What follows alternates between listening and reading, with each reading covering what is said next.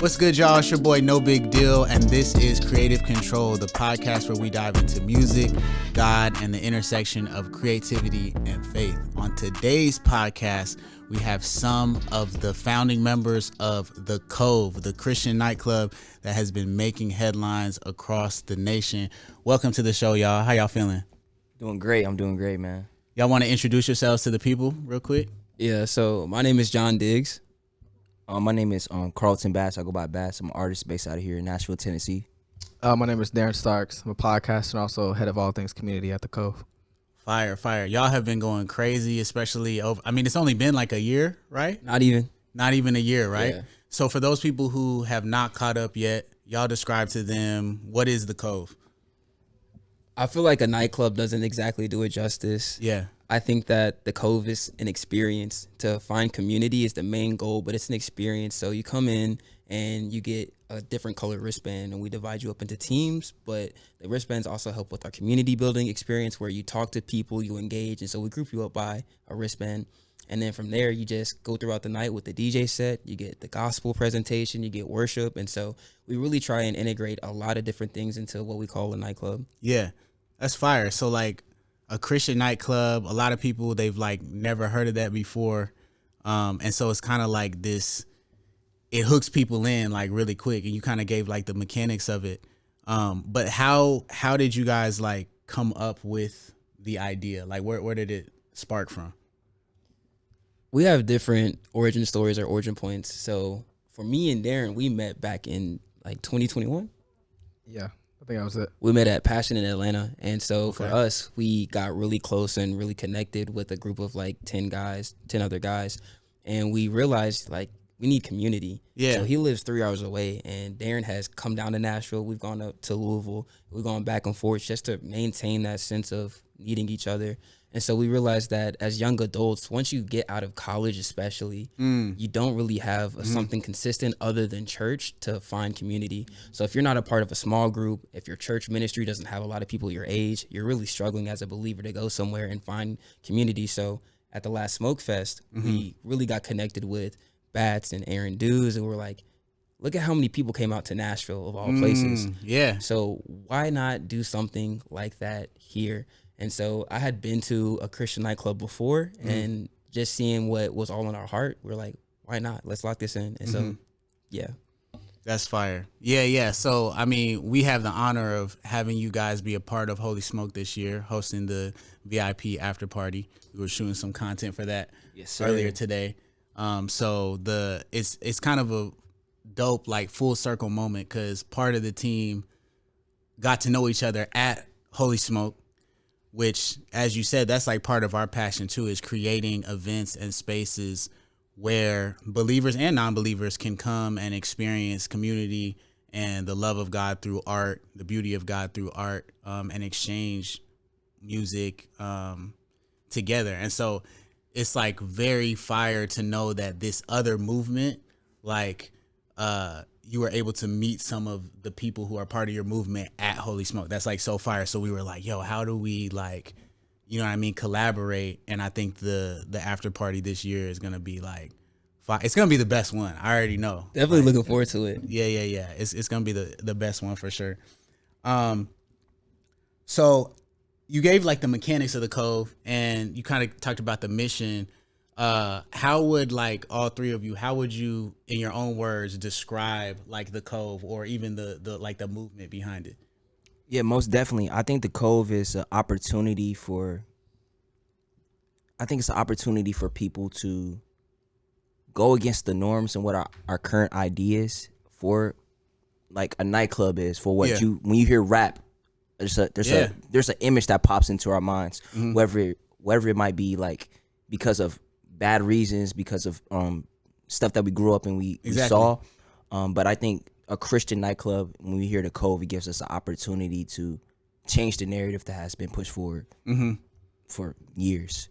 Yeah, and along with that, I would say that the Cove for me is also a place to belong. Speaking to what John talks about in terms of like the mechanics of the Cove, a nightclub really doesn't do it justice. Our biggest thing is wanting people to encounter God in a new way, but also build community, find their people and their tribe, understanding that we're never meant to do life alone.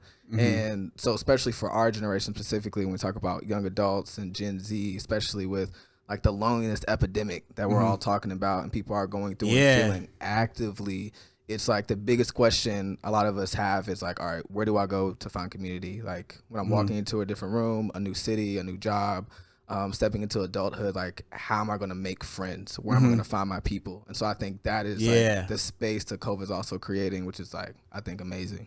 Yeah, that was the first thing. Like when I started seeing like y'all stuff pop up on socials, that was like what was attractive to me too, is like, what is that like third space, or that, you know, that place that people can go to find community. And I think like one of the things that I really like about it is like I see how like the camaraderie between y'all, like the team, you know, like even today when it's like it's birthed out of that. You know what I mean? 100%. So, and you can see it's not like a money grab or like a y'all are just trying to get on. Like it's obviously like a outflow of how y'all really are in person. And that's the same thing with Indie Tribe too. People talk about that all the time. And so I think like, you know, it's like real recognize real. Like that's why we were attracted to this. Like, yo, this is authentic. Like we kind of like we see the mission, you know what I'm saying? And so I think there's a lot of synergy between our two movements. You mind if I speak to that for a second? Yeah. So for me personally, I am a big proponent of not polarizing what the Bible says. So a lot of people look at it and they say, oh, that's a Christian nightclub, that must be sin. It's like, no, we can ask God how we can express ourselves and have fun and do it in a God honoring way. But people look at it from a face value thing and start judging us and start critiquing us. But for my CEO who's not here, he would describe it as revival. And a lot of people miss that. They don't understand the mission or the heart behind it. And I tell people all the time, go read Acts 2. The end of Acts 2 is all about community. But community is fostered by daily living together, being devoted to the word, being committed to helping each other out. And so our camaraderie stems from that. We meet together, we do Bible study, we meet together just to hang out. And so through that, we're able to spark revival in other people because they say like, oh, that bond's authentic. What do I need to do to be part of that? And we're like, okay, cool. Christ is the center, but we're also making a space where you're not necessarily getting fed spiritual nourishment 24/7 like church, but you can still get the gospel. But you're also meeting people and you're having fun. So it's revival. Yeah, that's fire. Yeah, I was just about to ask if you guys get like pushback from, you know, the fact that it's called a nightclub. Like, yeah. Most definitely, we most definitely get pushback. I actually was riding in an Uber yesterday and a guy recognized me from the Cove, right? And I was like, at first I was like, just like kind of excited. I'm like, oh, that's cool and everything. And he was like, yeah, I don't think that's a good idea. I think that's sin. And I'm sitting in this man's back seat. And then now that he said it, like I start seeing stuff. I see like the little Confederate flag on the front. Like it was crazy. I was like, he was from Pulaski. He might be for real. But yeah, we get a lot of pushback from every direction, from super over religious people, from people that don't believe in God at all. It's actually feels like from every direction. So talk to me about that a little bit. Like, I get the super religious. So like people who don't believe in God, like what's the pushback? Yeah, we get a lot of comments like this looks like a cult. We get a lot of comments of people talking about they feel like we're demonizing alcohol because we're alcohol-free nightclub as well. They think it looks corny. Yeah. They think that there's no way that these people are real people. Yeah. They got to be bought by some like old white guy that's funning them. Right. And they're like some characters that they're being shown. So yeah, that's a lot of pushback that we've been getting from the other side as well. Yeah. And that's another. I remember what you're about to say, but that's another like super dope thing. Also, is like you guys are like. I think you're like completely black owned and operated, right? Is that 100% true? Yeah. That's like super fire. Just something I wanted to plug. Yeah, and then adding to that, I think even though it can be frustrating with all the comments and even like the pushback, I think you all can even relate in terms of you and Indie Tribe in terms of like that collective and building Holy Smoke to where it's at now. It's really to be expected. And it goes back to the conversation that we had earlier today when we were doing our content shoot of really being the forefront of art and innovation, not just in the church, but for the culture. Yeah. And this even not just being a revival, but a part of a renaissance that we talked about, which we can kind of get into. But I think that, you know, people fear what they don't understand. It's hard for them to conceptualize. But as you continue to experience and see it, at some point you catch on and it becomes like what people. This is the norm. It's what you create, and you like are building this space for the culture. So, yeah. Yeah. Were you about to say something? Yeah, I would say Instagram comment sections are probably like the darkest place on earth. Not even crazy. Some of the comments we've gotten are just insane. Like, non-believers will be upset because they think it's corny, but they'll also leave things that are just spiteful. And I'm like, why would you even say that? Like, coming in, threatening us, saying that they would do all kinds of drugs in our place. And then you have Christians that are saying, like, you're leading thousands of people to hell. Why would you do this? I get that one day. And so, it's definitely an interesting thing to have pressure from both sides. People think that we're trying to be church or trying to be an adult youth group, and they just don't get the mission. Right. And so, an adult youth group. That's crazy, bro. Dang. Y'all are good men for not crashing out, man. For real. We got protocols, and we have conversations daily in the group chats about how to handle the situation. I'm sure you have to, man, because I mean it is funny, but like I know how social media is, like the comments and stuff, and it's like you can kind of downplay it and be like, it's just comments, like especially if you're not in like the type of careers that we have. But when you, like I said, when it is authentic and it is from a bigger mission or a calling, and you're really trying to put good out into the world and change narratives and shift the conversation and the culture, you're being vulnerable. You know what I mean? 100%. Like, and so when people are, when it's one thing if it's constructive feedback, you know what I'm saying? Or if it's one thing where it's like, yo, let's also think about this, and you can either take that feedback and like alter it, which I'm sure you guys do, versus somebody just completely attacking your character, or especially for people who really believe in God and his righteous judgment and also his love, right? And really believe in heaven and hell. Like a comment that's saying you're leading thousands of people to hell, like of course that's gonna actually hurt. Right. You know what I mean? I think that a lot of people just, it's comments, but it's like, no, we really believe in what we're putting out. And that thing that you're saying, like, is very hurtful. And also it's like, we know they're wrong, but I'm saying for sake of argument, it's like, bro, you better hope you're right with what you're saying. Cause if not, you're in crazy sin.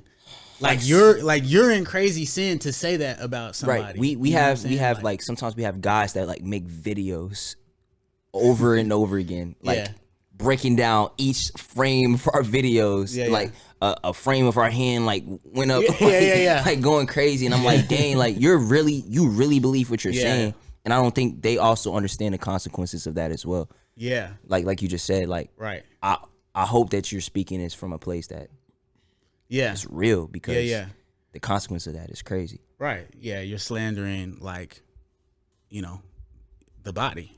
Essentially, you know, right? What are some of the like encouraging things or inspiring things that you have seen come from these events? Some of y'all's favorite.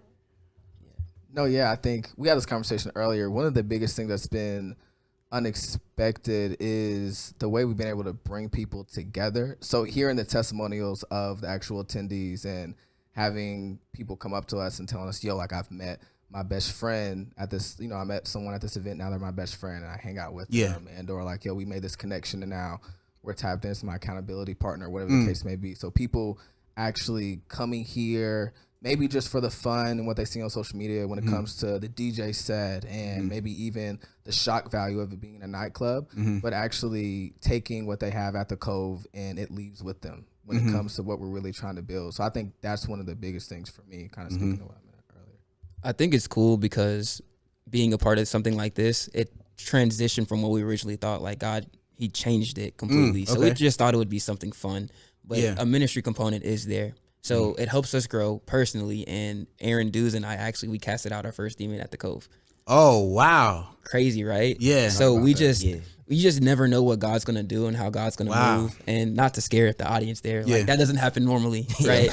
But it did happen there. And so for me, that was a moment of like, whoa, let's take this seriously. Let me make sure that I myself am living right. Let me make sure that the team is in the right place spiritually, because you never know what God's trying to do. And if you're not in alignment, if you're not carrying that walk the way that you're supposed to, then you never know. You might miss God. So, 100%.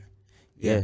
And I agree with all those as well. Also, something that's been really encouraging, it's been the way that the world has been wanting to gain more insight on what's happening here.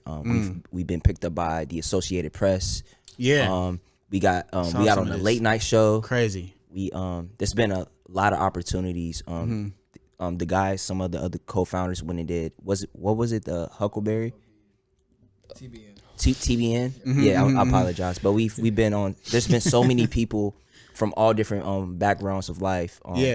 That want to gain more information and understand why we do what we do, and that's been really encouraging. It really gives all of us an understanding that we're being watched, but also at the same time, God wants to elevate it to not just be a preaching to the choir type of situation, for it to be be pushed out into the world, which is like our actual calling to spread the word to the world.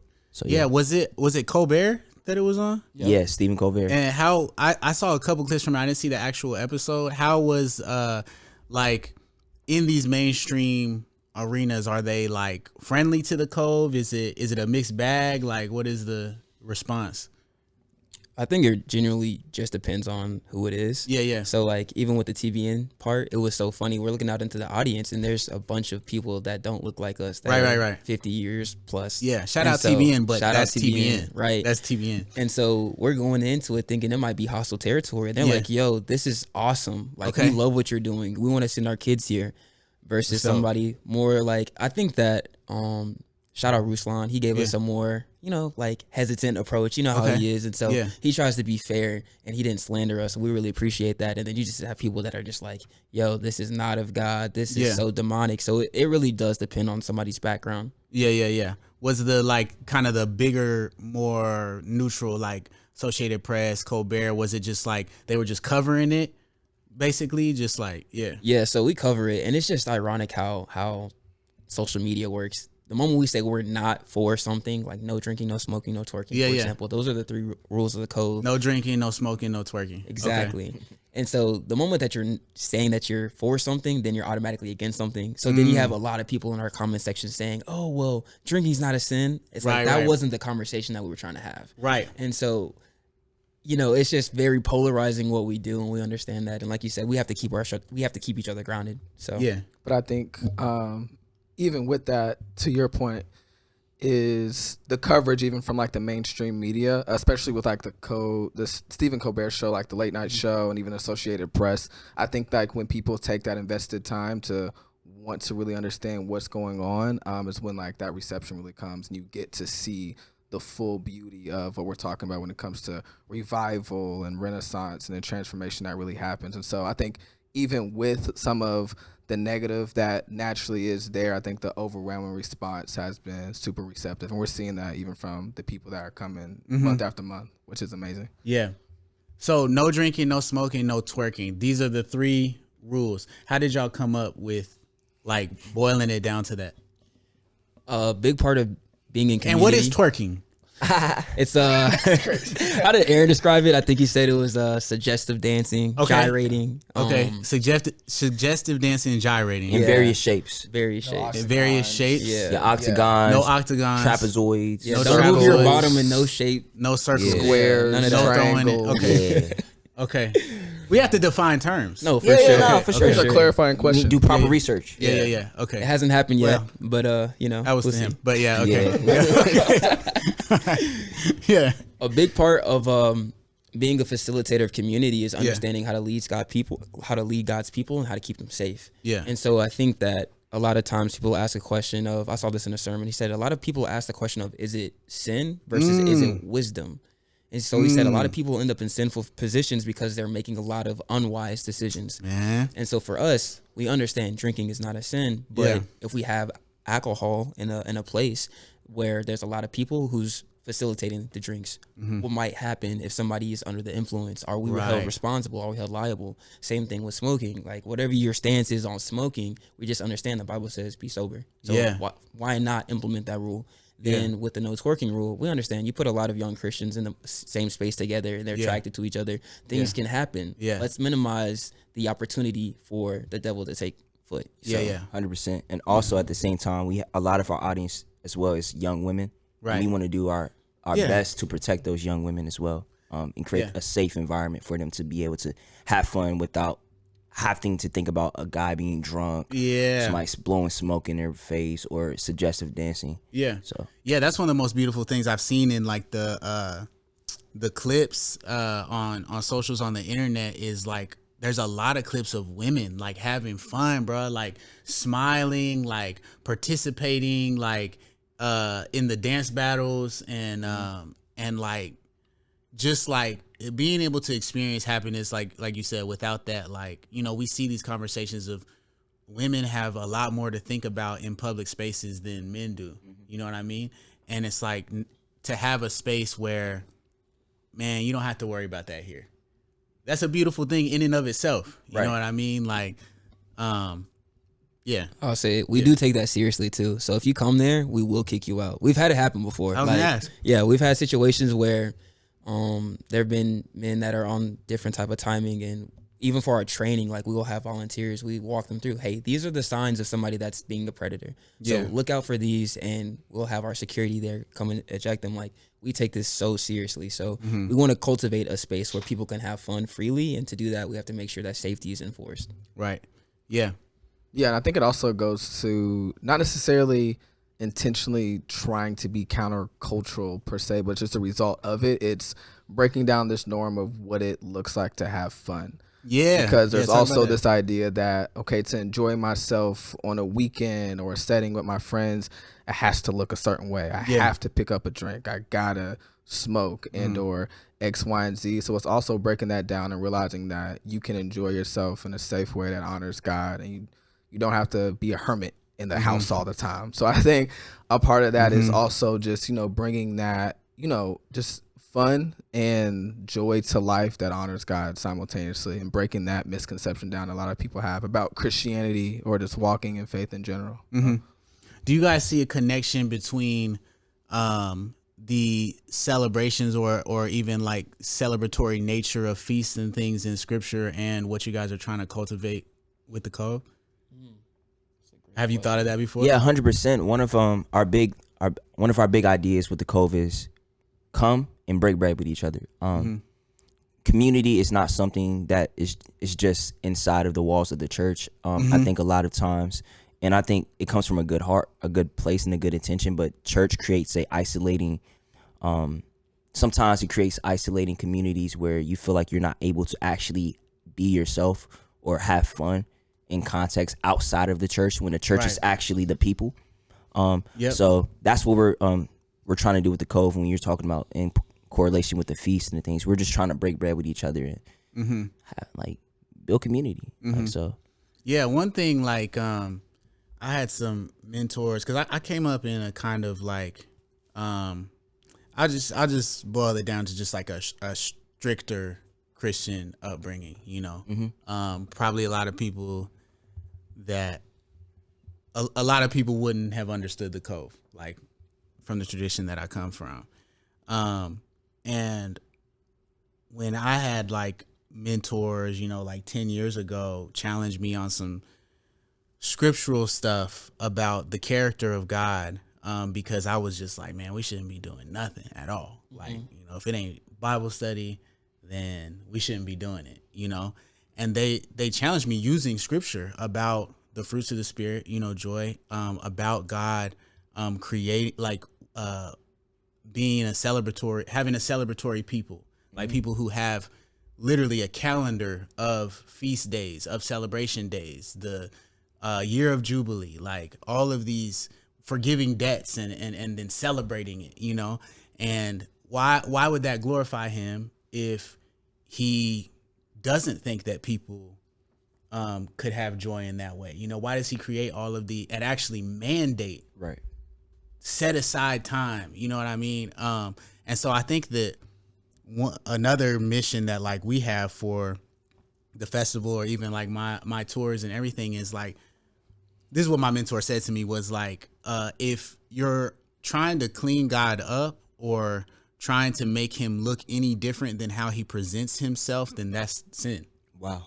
Like, that's not right. Like, if you think that you have to hide an aspect of God to fit your tradition. Wow. You know, if it's hard for you to explain like how God is joy, like is joyous, I mean, like if that's part of his character, like all the time I'm like, joy is a fruit of the spirit, which means that from having the spirit in you, like joy should spring forth. That's the metaphor, right? Of fruit. And so if it's getting hard to explain it, and then maybe you're off. Wow. You know what I mean? Like, and so I just think that that's part of the conversation too. Like, what does it mean to have, like you said, to celebrate, to really exult, to really have joy? Like, if we let it be defined by the prevailing culture, and then we don't provide any other definition, then what we're left with is joy that doesn't glorify God, and then the absence of joy is what glorifies God. Right. Yeah. Which is like, that's not making him look how he presents himself. Right. You know what I'm saying? So we're curating God. Curating God. I think I'm a big proponent of letting the Bible speak for itself, but also not letting the Bible say things that we think it says. Yeah. But understanding to have sound interpretation of scripture, sound hermeneutics. So like one thing is Romans 12:2. A lot of people say, don't conform. And they're talking about the outside appearance of what they're seeing. Mm-hmm. You read John 7, 24? It says, don't judge by outside appearance, but judge by righteous appearance. So you're looking at something, creating a judgment, but you haven't been there yourself. You haven't even stepped in there. Or like even with Christian rap, a lot of people say, like, the music that they're playing, it can't be godly, but you know, we talk about worshiping in spirit and truth. In context, once again, that's not even about music. So what is the metric and the standard that you're using to come against us is what I'm always like, where are we basing that from? And then you look at the scripture's not telling us that. So then we say, what is scripture actually telling us? And you see joyful expressions all throughout the Bible. David danced before the Lord with all his might, right? So we know that dancing can't be wrong because God approved of that. Or you look at just how heaven rejoices at one soul being saved. And I think that, like you said, church tradition and church culture has been in a place where they just stigmatize anything that looks joyful or expressive. And so because it doesn't fit their notion of... They're buying the lie that joy is of the devil. Yeah. That's what it is. Because if you're just saying anything that looks like a group of people having a lot of fun... It's wrong. Is wrong. Now you're taking an attribute that belongs to God, and you're saying the devil has dominion over that. Like that's wrong. Yeah. And that part is so vital to like the whole system. That part of people getting together, and breaking bread, having fun, spending time with each other, holding each other accountable, being in community is the most important part for every other part to flourish. So that's, like you said, that's them buying into the lie and falling for the trick. Yeah. I have a mentor, and he talks about the theology of place, which there's 3 different places: the secret place, the gathering place, and the public place. And I was talking to Darren about this literally today, but he was saying, I call it the secret place, which is what a lot of people call their quiet time or the devotional time. But he said, I call it the secret place because it's not always quiet. When you read David and in the psalmist, Psalms 100 talks about entering with joy and praise, exuberant praise. And he said, we should praise God to the amount that he's worthy. That should be in correlation with each other. And he said, a lot of people in church, they feel very uncomfortable with that. And so it's like, how much of our Christianity is interpreted by our comfortability? I didn't grow up praising God that way. It must be wrong. Yeah. Rather than, okay, is that a personal conviction or is that different, but does that make it wrong? And I don't think people look at that and try and be unbiased with their opinions. Yeah, I was going to say to what you said about people kind of taking that do not conform to the world but be transformed. Like, is that really about the outward appearance of joy, or it would be being conformed to the world be believing what the culture says over what God says, and then changing your faith and your behavior to fall in line with the anti-gospel, you know, like the story that the culture is telling. I don't think, because it's like, you know, if you think about the Israelites in the wilderness, right? And they think Moses is taking too long, so they get Aaron to melt down all the gold. They make a golden calf, right? And it says they rise up to play. There's a couple interpretations of that, but they were throwing some type of party in worship of the golden calf, right? So was their sin that they were having a celebration, or was their sin that they were attributing their deliverance and their worship and their devotion to a golden calf instead of Yahweh? So what we do now, a lot of what church does is say, well, the celebration itself is what was sinful, not the fact that they were worshiping the golden calf. And it's like, no, if they did that same thing in celebration of Yahweh, which is what they did with the Jewish calendar, then all the sin would be removed from it. The sin is the sin is the sin. It's the idolatry. It's the, for like something like the Cove, it would be predatory nature towards women. You know what I mean? It would be violence. It would be exaltation of like the darker themes of music and drug abuse and alcohol abuse and those things, right? But when you take that away, is the celebration itself still sinful? Right. Yeah.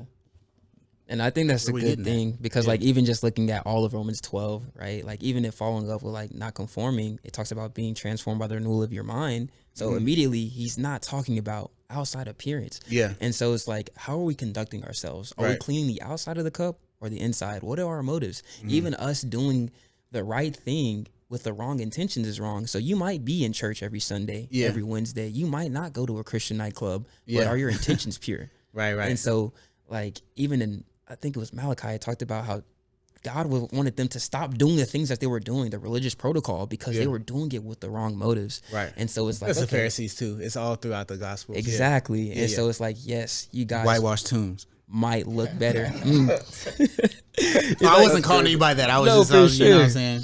But it is important to just understand, like, sure, you might look better on paper to every other Christian because you're not going to this Christian nightclub, but God sees the heart. That's what he's looking at. And so what are your motives? Are you really transformed by the renewing of your mind? Yeah. And then I think it goes into kind of what we're talking about when it comes to definition. I think the way I've heard it is like you can never let culture define what it didn't create. So when we put God in the box. Say that again, bro. Say it again. Say it again. It's a bar. You can never let culture define what it didn't create. So when we get into these modes where we start to put God in the box, I think we start to lose the culture. And so that's why I really like the conversation that we had earlier just about this idea of Renaissance, Christians being the leaders of innovation, art, etc. And that coming back to really the culture at large and the faith space, but also like specifically here to Nashville when it comes to the Cove, Holy Smoke, and like what you all are doing. So. Yeah. And I think that, that conversation about like the Renaissance of Christian art, of like culture and innovation, the thing is, like, historically, we're talking like the last 100 years is when like Christian art and innovation and even inventions and stuff like that has like lagged behind like people who don't identify with God, right? And it definitely has. But before that, it wasn't like this. I think sometimes people hear that and they think, oh, you think like you're because you're a Christian, you're better at creativity, you're better at innovation, and you're saying that essentially, your tribe is the best tribe, right? But historically, that's not what happened. It was Christians were trying to make the world a better place, whether you were a Christian or not. Like inventing like hospitals, like orphanages. Like the art was not. It wasn't like you had to come to church to see the art only, or we'll only make these masterpieces like where only Christians can see them. So I think like tearing down kind of that idea of like, it's not a tribal thing of like, yo, Christians are better than everybody else. It's just that if we're created by the greatest and the original and in some ways the only true creator, right? And he wants to get good out into the world through us because he is good.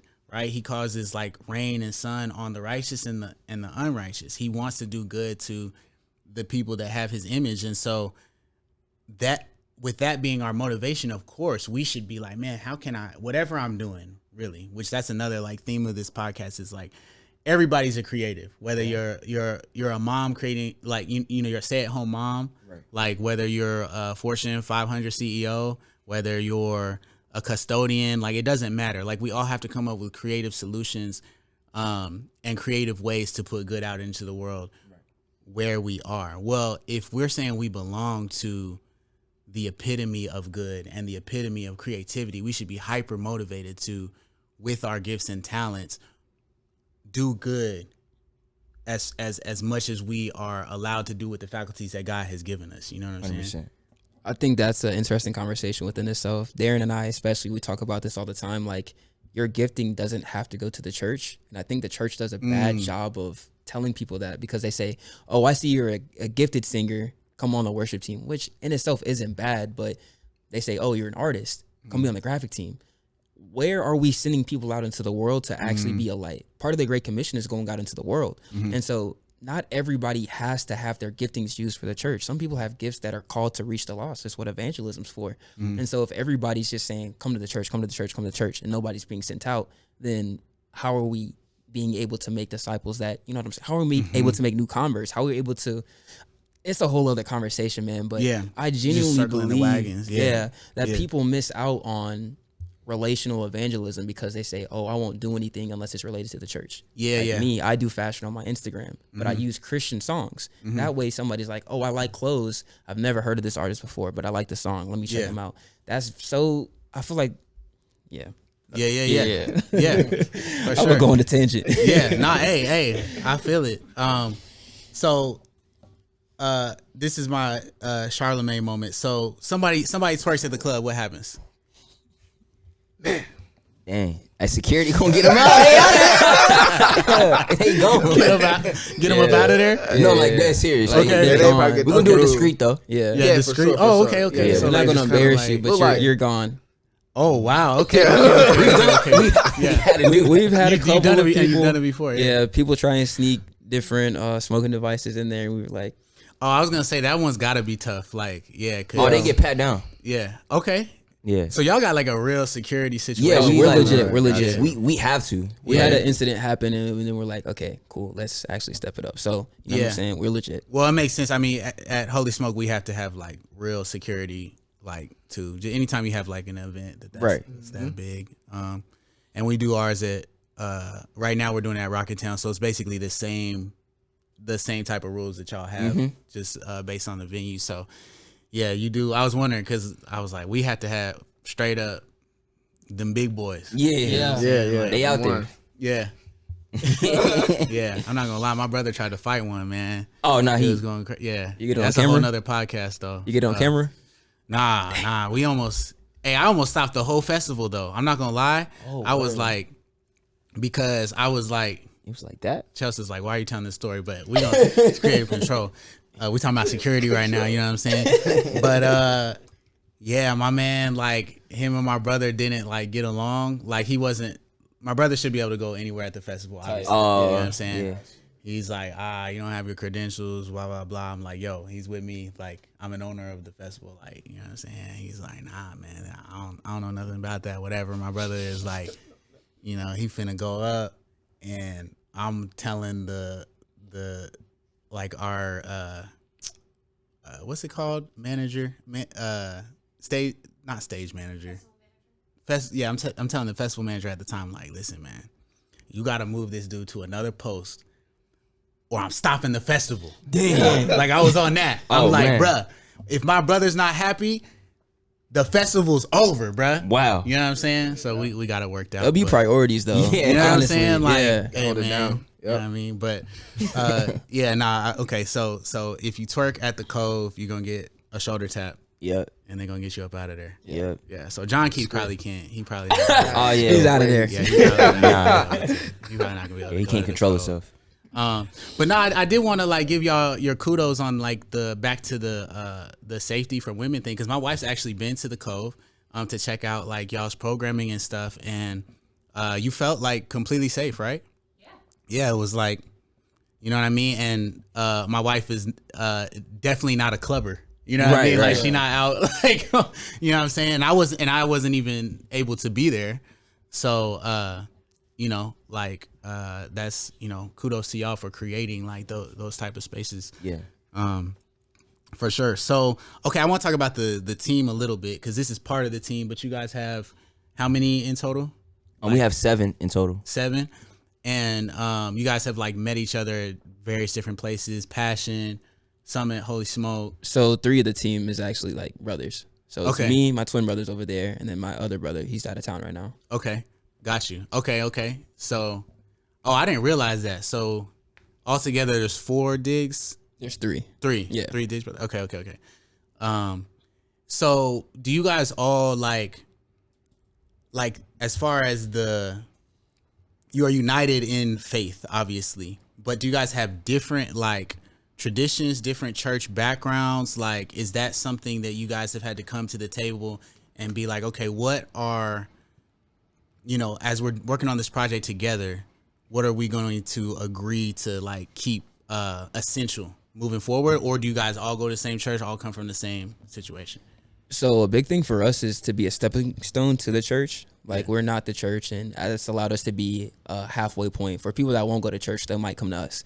And so we want to work with churches to actually position them to go there, but we all go to different churches. And I think that's a big part of that because we're comfortable. I think that a lot of people get focused on denominations, and a lot of people get focused on the tertiary issues of the faith, and it allows them to not work together. But John 17, the prayer for unity, is one thing that we pray all the time because we want to be unified in the work that we do.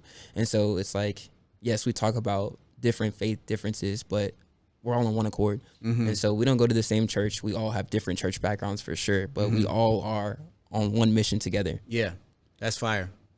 Yeah. And that's not, it's like unity and uniformity are different things. 100%. I liked how you said it. Like in some ways,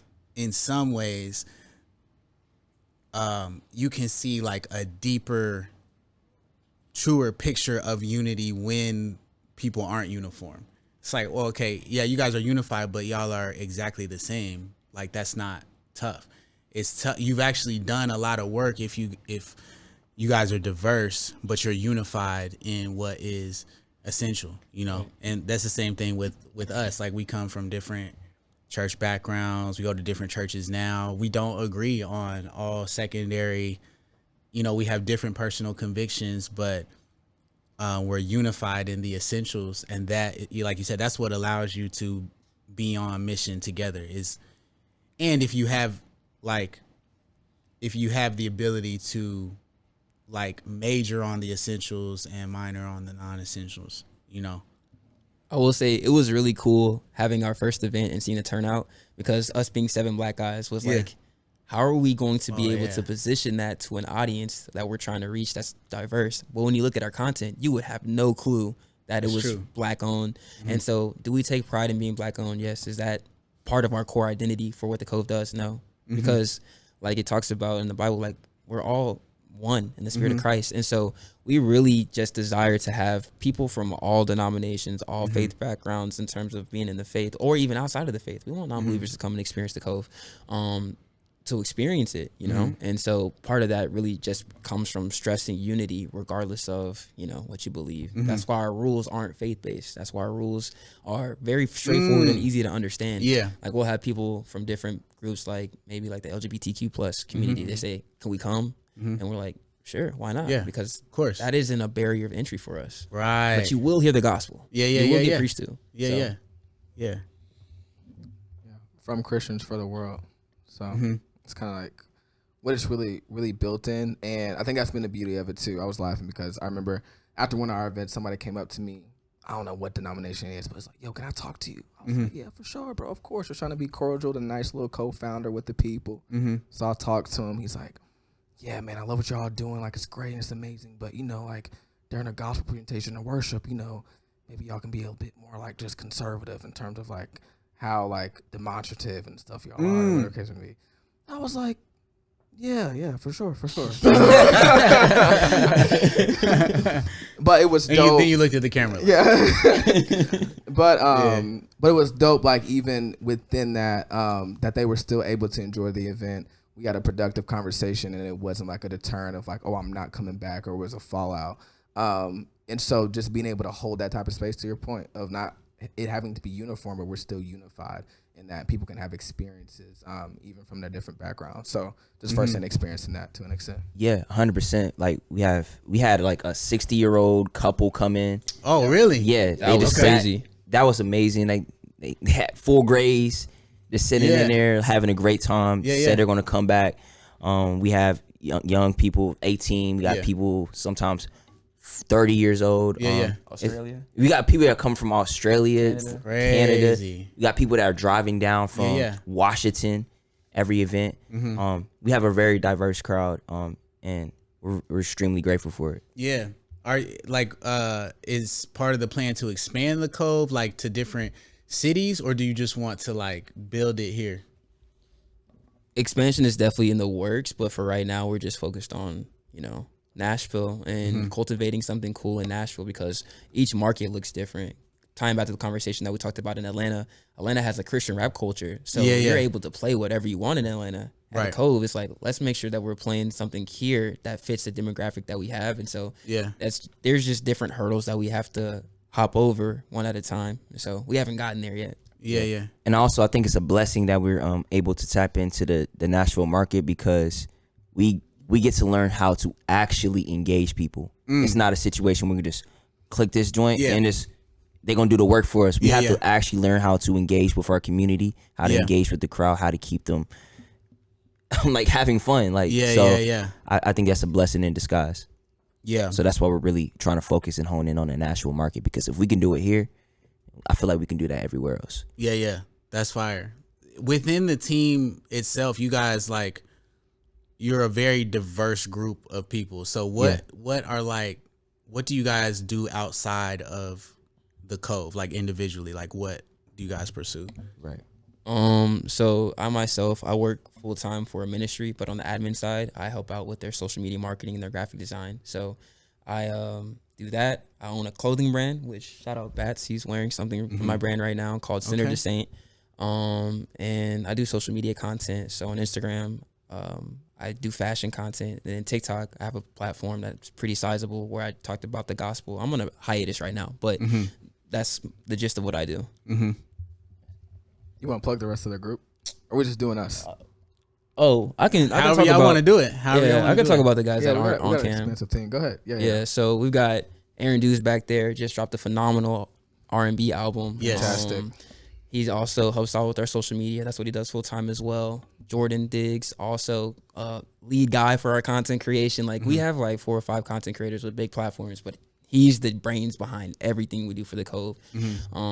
Can't hype him up enough. Then our CEO Eric, he's into finance, but he's more of the admin financial side of the things, and he's a great leader spiritually as well. Then we've got Shem Rivera. He's phenomenal with worship. He's got an album on the way. The lyricism's amazing. So those are the guys that aren't here with us. And so you got it. Yeah, then I run all things community building at the Cove, and then I also host a podcast myself. So that's what I do, kind of outside the Cove, more specifically. Yeah, and I DJ for the Cove, and I also help with social medias, mostly on TikTok, for the team, community engagement at the events and things of the sort. And I also I'm doing music full time as of right now. So top 5 CHH lyricist for those curious. I don't think those exist, man. Yeah. If you watch the full clip of Jackie Hill Perry, she's like, "Oh, I forgot Bats." They cut that part out. They cut that part out though. Yeah, Rapzilla cut that part out. But I saw it though. I saw that. I saw that edit before. You know what I'm saying? Okay. Did I miss the wrap it up, or am I? Are we still lit? Okay, we lit. So so you talked about the roles internally at the Cove. So you have 7 people. What are the official roles of everybody? So technically I'm like the brand designer. So aesthetically, I help out, make sure everything's tracking along with that. I help out with the graphics, and then I'll do a couple of video edits here and there if they need me. And then, like I said, I do all things like community engagement. That's more specifically handling more of like what happens at the event for the community building activities, the icebreakers, getting people to engage, getting them outside of their comfort zone, just prompting questions, group activities, and everything else. So that's what I do. I also help with sound. I'm DJ as well. I help with just lighting, the lighting components. I also tag team with Darren on the community engagement, and I help with social media as well. Oh, I'll get the rest of the people. Also, me and the DJ Bats, we work very closely together. So in terms of like the Christian music landscape, I don't think there's too many people that know more than me. So me and him were able to really curate a great playlist. Cause y'all don't just you were talking about this earlier. Y'all don't just do like Christian rap. Exactly. Like, we've got Afro beats, reggaeton. Shoot, we might even throw in gospel. Yeah, they love gospel. Crazy. Yeah, and I heard a couple like it's like gospel remixes, like which are crazy. Yeah. So we try and mix it all. Then we got Shim. He's the strategic partnership manager. That dude's phenomenal at what he does. He's able to reach out to people, stay in contact with people. And so like if you're trying to be a volunteer, you're trying to collaborate with him, he's usually the guy that's handling that. Like I said, Jordan, he's the head content guy. Aaron Dews, content as well. And so, and then on the actual night of the Cove, he's pretty much an MC. Yeah. Me and him, we do dance battles, and then he's getting the crowd hype. And the dance battles are crazy too. That's super fun. Yeah. And then once again, Eric, CEO, finance, so he leads everybody together. And it's great. That's fire. And so, we're working together on the after party for Holy Smoke Fest. So, like, what is something that you guys are excited about as far as the programming for VIP after party? Yeah, 100%. Something that I'm specifically excited for is I know the run, how like the VIP party and stuff works. Because you're a Holy Smoke veteran. This is your third year performing. Yeah, third year, but I've been to every single event. Every single event. I love the smoke. I love Holy Smoke Fest. It's incredible. But something I'm looking forward to is just allowing people to walk out of the experience not feeling tired, like per se, like I want them to like have a great time, right? And the event be more so about them being able to participate rather than them having to look up just at an event. That's fire. Getting the people like involved in like that community aspect of 100%. That's fire. Definitely looking forward to the Pass the Aux. I was at Holy Smoke 2 years ago in Atlanta, and there's an artist, not Clyde. I need you to drop that unreleased song. Bruh. That song, we've been waiting for it for like the past 2 years. That song was crazy. Tori leaked the song last year. That was absolutely crazy too. So I'm looking forward to the artists that are coming, showing us their unreleased. But please don't sit on it, please. Yeah, bro. Yeah, Pass the Aux is super special, bro. Like even for me, like, and I love like I don't know. It just feels like the real spirit of hip hop. Like 100%. You know what I mean? Like.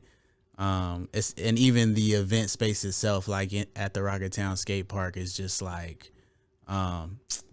it's special. It's like if you haven't seen it, it's kind of hard to describe, but it's just I think that we've been able to curate a space that feels very like original.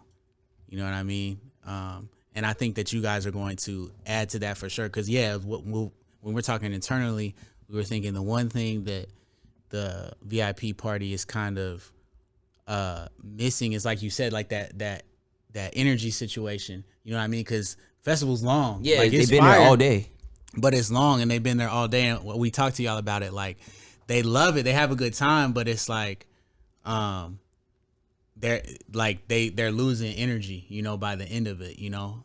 We get so many comments like, "Oh, Pass the Aux was fire. Like, we had so much time, we had so much fun, but maybe we could like add another day or something so we could get some sleep in between." And when we like approached y'all, you were like, "Oh, nah, we could fix that." Like, like when we do the Cove, like people are like wanting it to go longer. You know what I mean? That's what y'all told us. So I'm excited to see like that meeting of the two worlds together at Holy Smoke. So look, if I honestly, I'm not even gonna lie. By the time y'all see this, it's gonna be sold out. To be honest, I was gonna say like, you're cooked. Yeah, I was gonna say go ahead and get your VIP tickets. Maybe there's one or two left, but this isn't even like one of the like marketing like, oh, it's probably it's like legitimately like this is kind of cruel at this point to be talking about it, but it is what it is. Like, do better next year. Do better next time. You know what I'm saying? Like, be smarter next time. And there's 3 tickets left. Oh, there's 3 tickets. Right now. There's 3 tickets left right now. Wow. VIP tickets left. All right, this is what I'm talking about. Like, I told y'all it wasn't a marketing thing. Like, so anyway, do better next time. You know, be more responsible. Buy earlier. We're gonna make sure to get content from all of this and make y'all very sad, so that you buy quicker next time. But still, there are a lot of tickets left for the actual Holy Smoke event. So you know what I'm saying, come and have a great time. You know what I'm saying. All right, I think it's time for this group because I want to leave a little bit of time for this since we got three guests. All right, you guys are now about to enter the control room. All right, this is rapid fire questions. Ooh. And you have to answer the first thing that comes to your mind. Okay.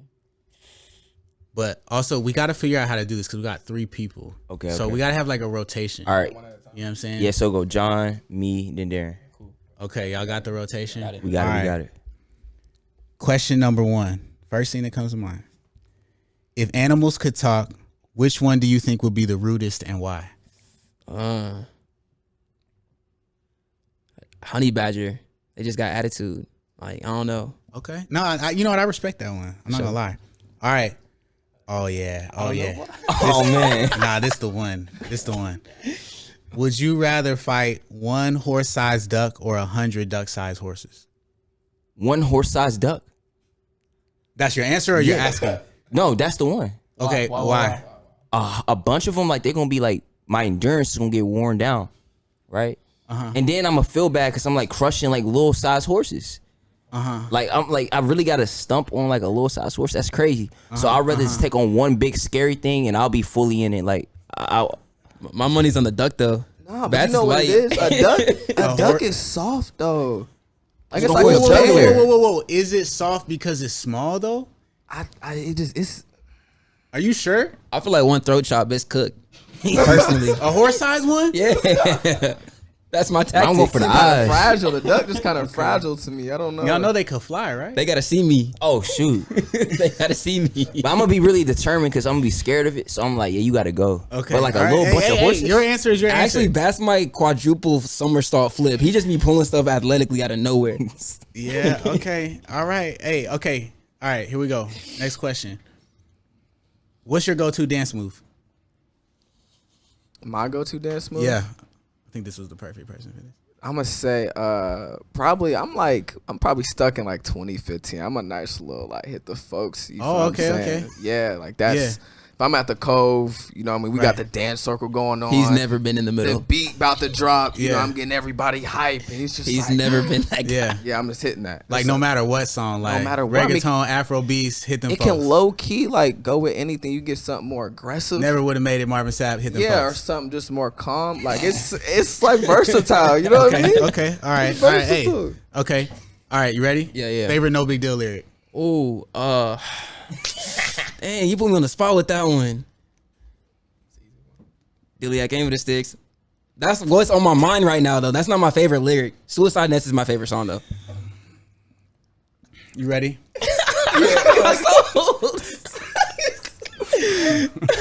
My mind was so blank right there. Oh, we know. No, we know. We got it. Yeah. We got it. All right. Ready. What is your specific problem with John Keith? Man, my specific problem with John Keith is like he keeps teasing me with the Indie Tribe jokes. Oh, wow. Nah, I this be guy, feeling the way. Yeah. No. Tell the camera, I be man. feeling the way. He be like, yeah, man, you never joined a tribe. Yeah. But yeah, so Wow. Dude, he's a jerk, bro. That's yeah, I don't know why he be that's doing not that. even funny, bro. Like, It's kind of crazy. that's kind of crazy, bro. I'm gonna let it go though. All love. You know what I'm saying? Dang, bro. I'm sorry about that, bro. It's all good. Man, this has been Creative Control, man. We'll see you next time. John, you suck, bro.